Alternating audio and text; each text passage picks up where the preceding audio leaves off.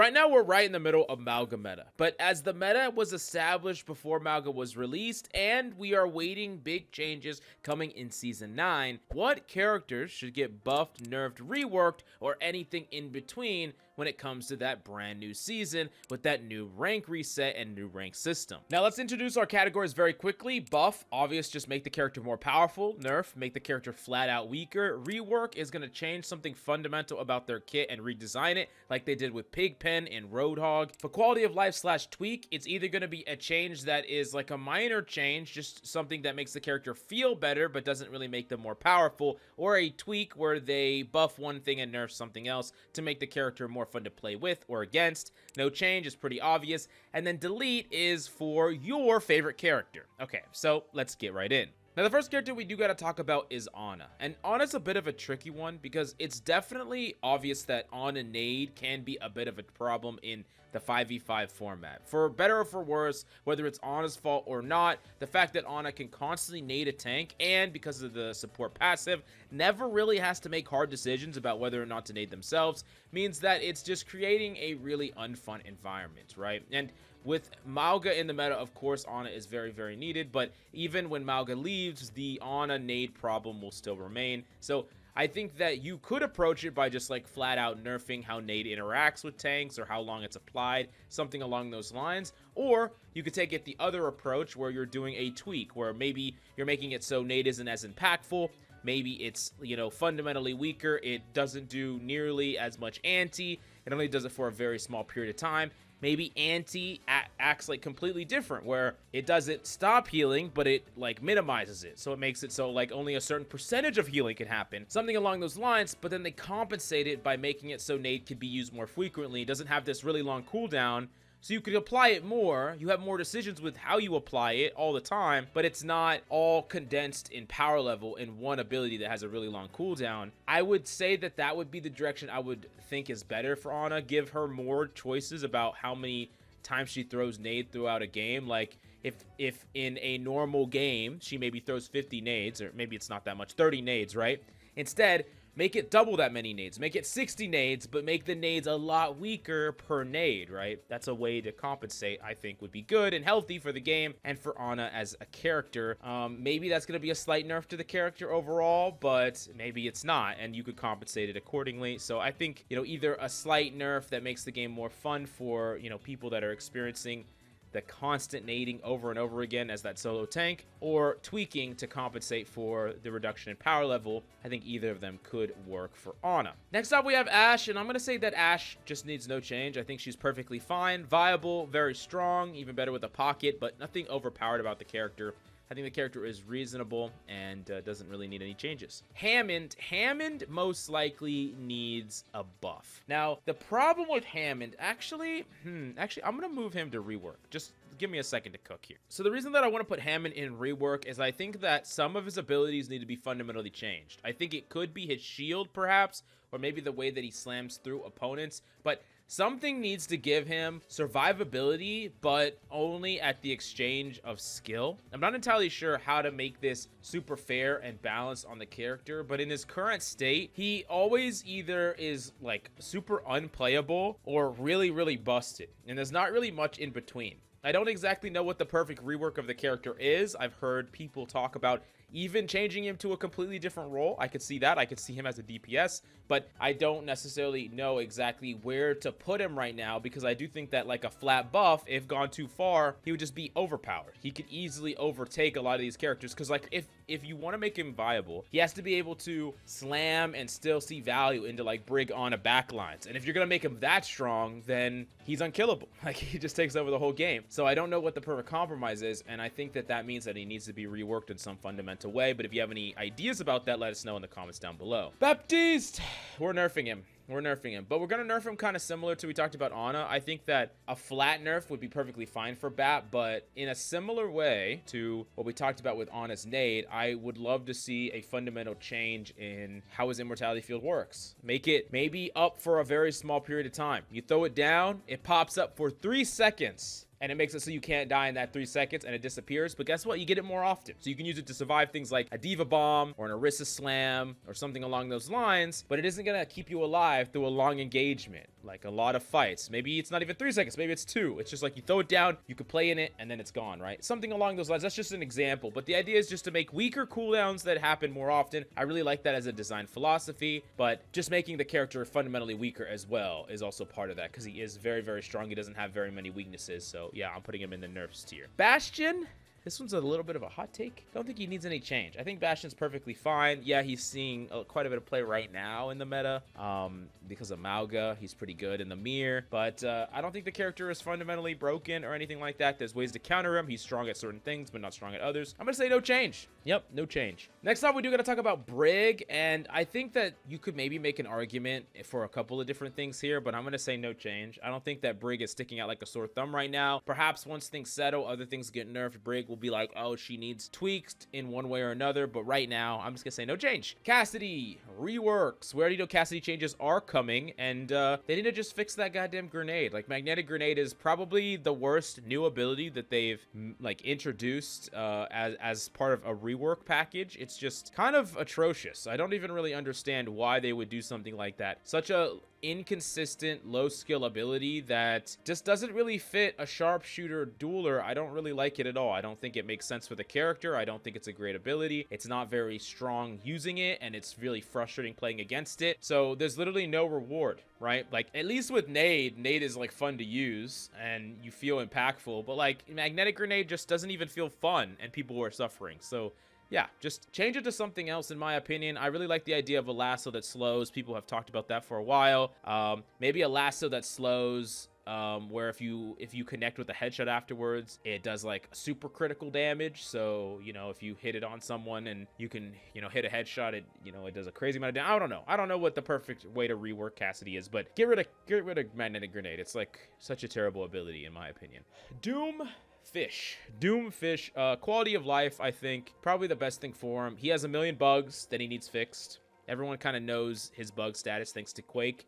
But yeah, I mean, those bugs are kind of just a little bit terrible for the character, and I really do think that they should shift around some of the power level of his kit pretty dramatically. I would say that the most important thing that most Dooms want back is a 3-second punch. I think that that would be great for the character. I understand that maybe that makes his uptime too much. Other than that, his ultimate is incredibly weak as well. So you could buff either of those things, and then maybe reduce some of the power of some of the other aspects of the character to compensate for it. But you don't necessarily need to make him more busted in the meta or anything like that. I don't think he's particularly strong right now, but he's not like the weakest character in the game or anything if you're really good with him. He is a character that I think can be, depending on the meta, he can be a rather healthy character for the game. And the reason for that is he has key weaknesses and a huge amount of skill expression. So it's really easy for Doomfist to fail and mess up. I definitely think that if they put him in a more healthy place where some of his abilities feel completely useless right now, I don't really think that it makes a lot of sense for the character. And I don't really think the devs know what they're doing with the character. They kind of just seemingly randomly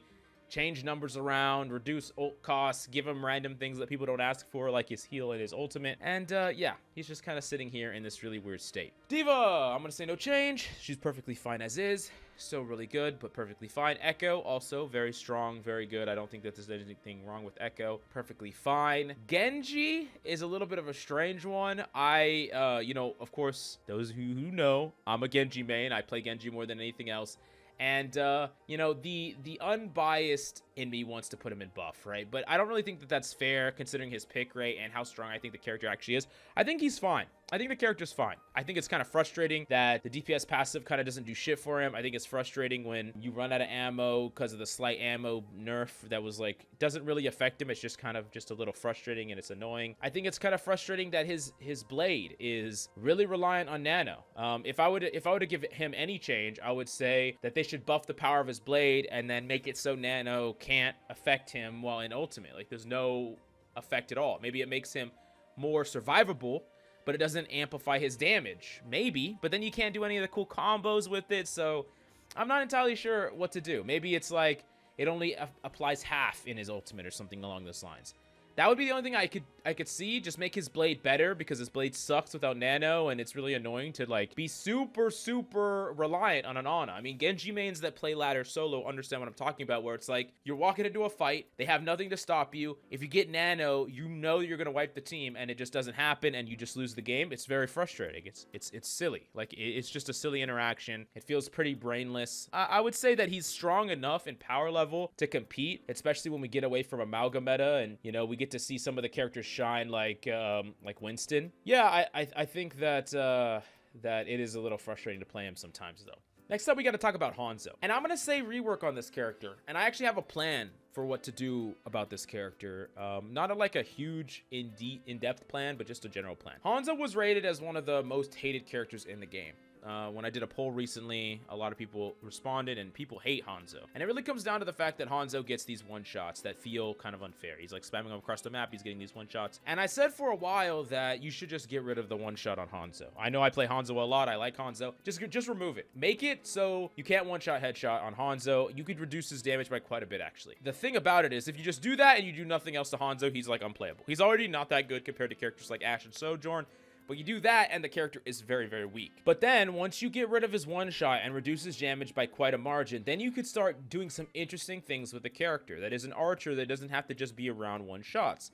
First thing you could do, maybe you could make his arrows a little bit bigger. You can make them a little bit easier to hit. If someone has good aim, they're a little bit more reliable to hit. That's something that you could do. If it does a lot less damage and it doesn't one-shot, there's really not that, you know, not that much compromise there, mainly because maybe then he could be a little bit more reliable at fighting Sojourn and Ashe just from some of the longer ranges, where right now he kind of struggles unless they're like not paying attention to him standing still. The other thing that you could do, get rid of Storm Arrow and replace it with a more powerful ability. Maybe an ability that is kind of diverse. I like the idea of having different types of arrows. We have a sonic arrow, but if we give him another arrow, what if we give him a chain arrow that could trap somebody, or we give him an explosive arrow, or we give him a slow arrow? I don't know. Give him some different things. Some ways to give him more consistent value that doesn't feel cheap. It feels like the Hanzo outplays you. It feels like the Hanzo does something cool. And then you could also make it so now he can knock his arrow while he's wall climbing, so he's not wall climbing up and headshotting you and insta-killing you. He's doing some weird maneuvers to try to outplay you. He still has to hit you twice or hit you with an ability and then hit you again. You know, you're going to change him into a fundamentally different character, of course. I think that the pattern of Hanzo right now, where you're just trying to take a really good angle, spam certain sight lines, it's not really that engaging or fun right now. And he's still weaker than a lot of other characters, so yeah, people don't like him. I think he'd be more fun for the Hanzo mains to play if they reworked it fundamentally. And I think it'd be healthier for the game if they did that. So yeah, just rework the whole thing. Next up is Ayari. I think that probably make it so that you know, her healing pylon goes down, and it definitely has less uptime, but you have to reposition it. Something along those lines. I think that you could just make it so, the same thing I talked about with Ana or Bap, make it weaker but used more would be kind of cool. Besides that, no fundamental tweaks to the character. She's fine, although I do think that she's a pretty one-dimensional kit overall, but she's fine. Junker Queen, no change needed there. I think it's perfectly fine. Junkrat, no change needed there. Perfectly fine. Kiriko is another strange one, right? Because we all know that Kiriko has a lower than 50% win rate in most ranks, except for like the highest ranks of play. But once you get to the highest ranks of play, it's a frustrating character to play against for a lot of the reasons that people have talked about on different social media platforms like Twitter and stuff, where it's just like, it's hard to punish this character. This character gets to do a lot of things with no risk. This character gets to challenge you, Suzu herself, teleport away. There's a lack of risk to the character. It's pretty frustrating to play against and deal with. I do think that if you just nerf her, though, it just makes the character like unusable for the low ranks of play. I don't exactly know what the right direction of this character is. I don't really know how you take her kit and make it so that she increases in win rate, but at the same time doesn't feel as impactful, because it's not about her power right now that's the problem. Like I said, people are losing to this character in most ranks, but she's frustrating. She's very frustrating to deal with. It's also very frustrating when you are fighting someone in a 1v1 and Kiriko flies in through 3 walls and saves that person, and you lost a duel that you were winning on paper. Like, I guess she gets rewarded for doing that, but you get really almost denied, and you feel like you messed up and you die and you probably lose the fight for something that you can literally not really play around. Like, how are you supposed to play around that? Just never take a fight with anybody? Like, you can't stop the Kiriko. You can't do anything about it. So I don't exactly know the solution to this character. I would love to hear what you think they should do about Kiriko to make her actually have a higher win rate in lower ranks of play, but maybe make her feel more satisfying to play against. Is it the fact that maybe her teleport needs a wind up? Does she need to do like a little movement, a little dance real quick before she teleports? So she can't just teleport in the open? Can Suzu not be applied to herself? Maybe that's the solution. Suzu can only be applied to other people, can't be used on herself. Is that it? Maybe her kunais don't do as much damage to the head, but do more to the body. What is it? What is the solution? Let me know down below. I'm gonna put her here. I don't know. I don't know what it is. Lucio. I think they could buff Lucio. I think they could give him a wider heal radius, and I think they could increase their speed boost. Maybe that would make him too broken in competitive play, but like, I don't care right now. What I really care about is Lucio seeing more play in ranked. He doesn't see any, really. There's so many strong supports that it's hard to pick Lucio over them, and I would just absolutely love to see either that, or maybe like they buff his boop, make it way, you know, more knockback. I'm not even a Lucio player. I just want to see more Lucios. Like, I think Lucio's a great character. I think Lucio creates a lot of fun metas in Brawl. I definitely want to see him buffed in some way. Mauga. We need a buff. I'm just kidding. We need to delete Mauga. I mean, y'all know that I really mean nerf, but honestly, I'm just going to put him into delete tier right now because this guy ruined Season 8. He ruined it. He just ruined Season 8. I don't know what to tell you.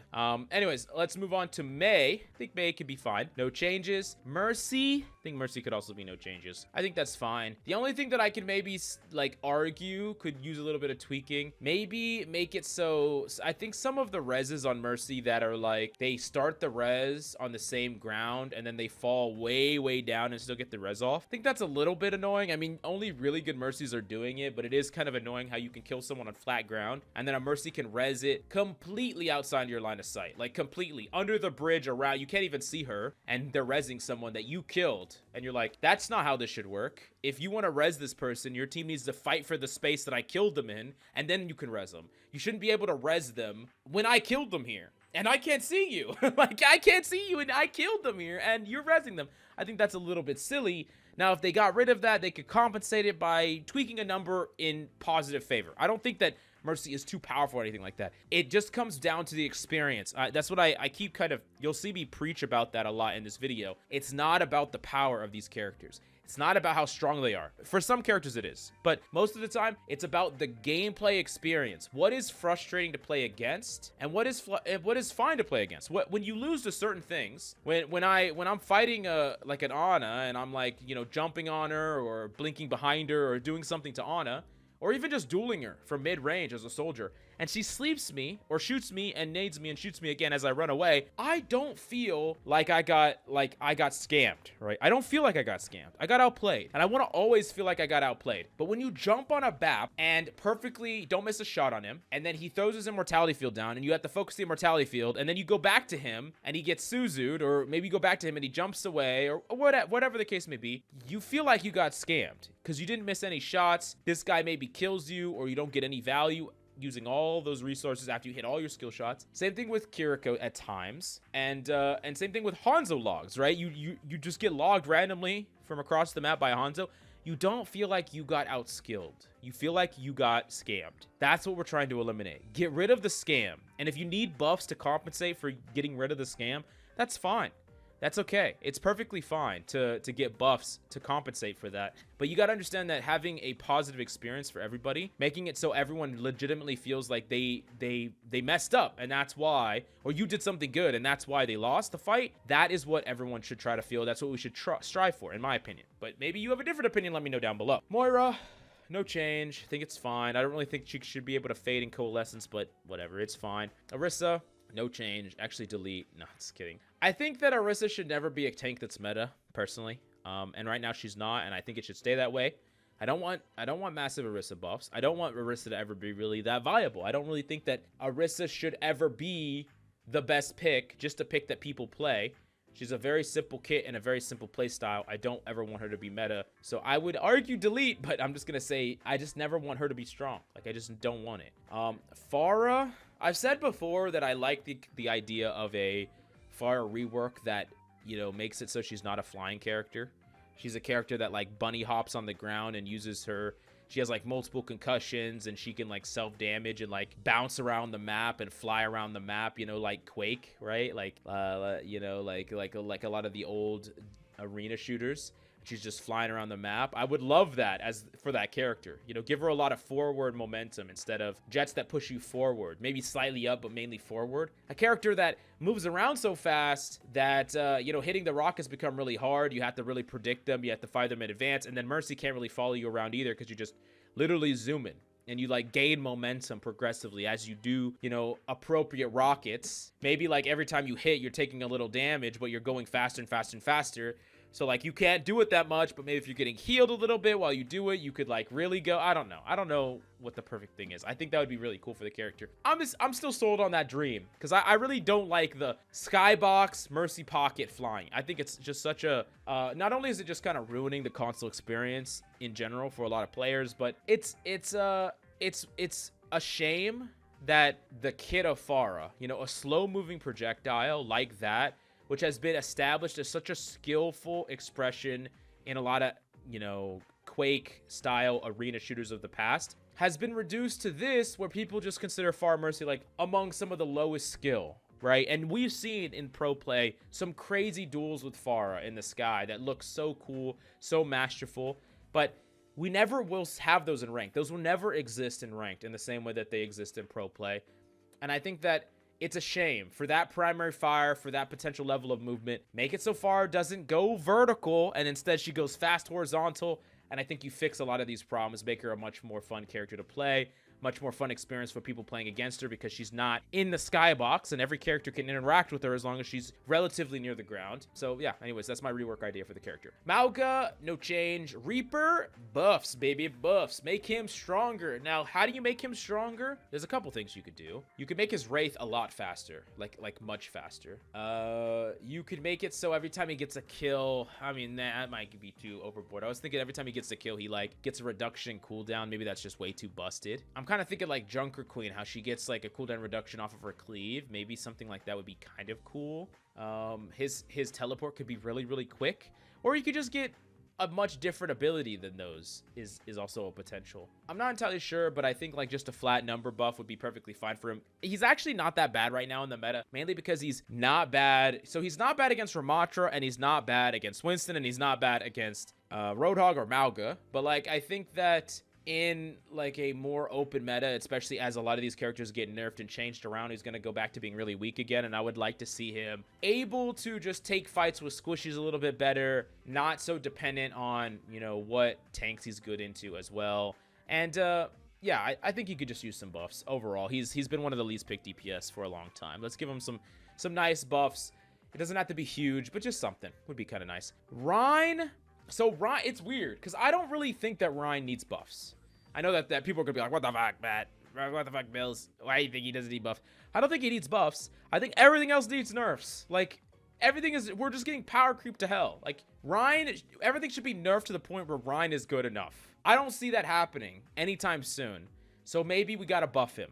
But it's idiotic that we are to a point that Rein is so damn weak and he hasn't really fundamentally changed all that much. And they just, in order to make him viable at all, you would have to make this guy a beast. Like a beast. But I think that's what you gotta do unless you're willing to nerf everything, which I just don't see it. I know that Blizzard talked about they're gonna do a massive reduction in damage and healing. I'm gonna wait for it and I'm gonna hope and pray, but I just don't think so. So I'm gonna put him in buff, but I also mean just nerf everything else. Next off, let's talk Hog. I think Hog actually should get nerfed. We didn't really have a lot of time to stew into this before Mauga came out, and I know that Mauga is pretty good against Hog, but you know, Hog as a character is just incredibly difficult to punish or kill in any way, especially without an Ana. And in a world where you weaken Nade's effect or make it not as powerful or potent, Hog becomes even worse and even harder to kill. And even with Nade, he was still very, very difficult to kill. He's very good at just holding space. I mean, you nade him, he just hides behind a car or behind a pillar for, you know, until the nade runs out, and then he can do whatever he wants. And if a Hog doesn't want to make any plays and just wants to live and deny you pushing, he can, and he could do it really well. I think that the character rework was a bit of a flop in my opinion, but at the very least, I think that you should reduce the overall amount of healing that he has on his breather. Yeah, I mean, you could even make it so that the healing is sharper, like it rises him up, but there's less of it overall. You could do that if you wanted to, but I think just nerfing that flat out would probably be the best thing for Roadhog, personally. Sigma, I think he's fine. No changes. Sojourn.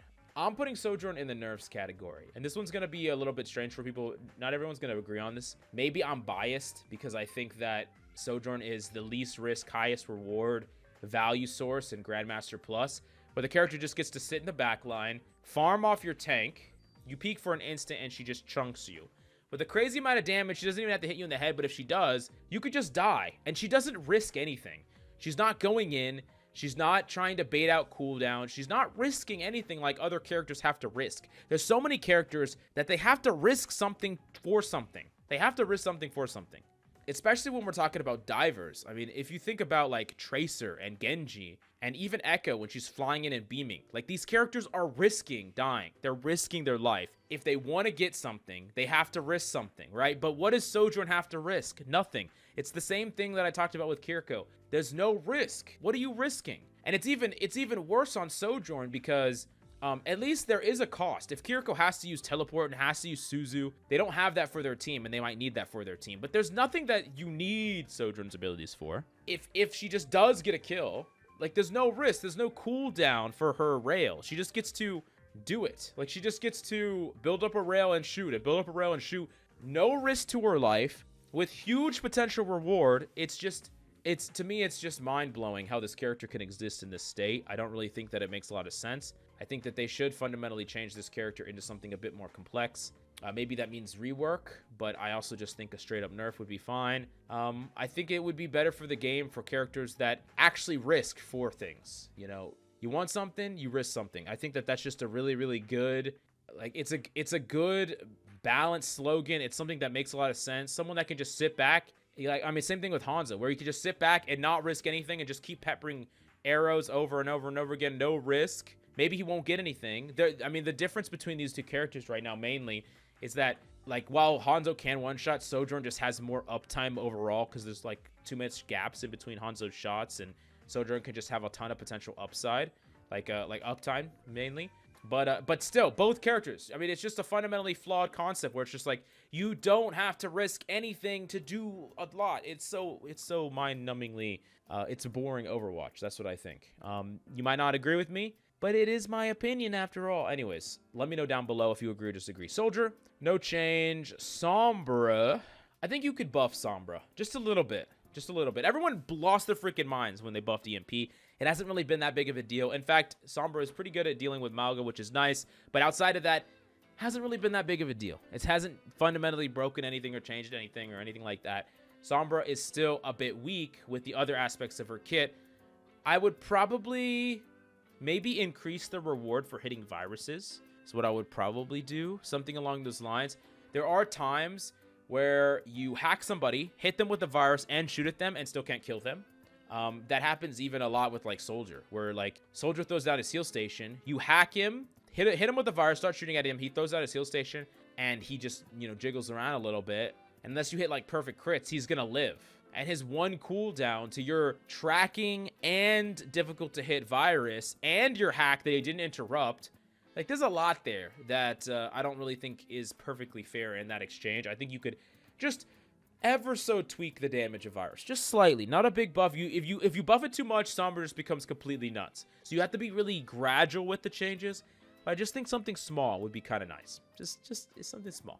Symmetra, I think it's no change. I know that sim mains, the ones that really grind the character, probably know much better than me about her in particular. Yeah, I'm going to say no change, but there could be some quality of life changes that could be changed with the character. I'm not sure.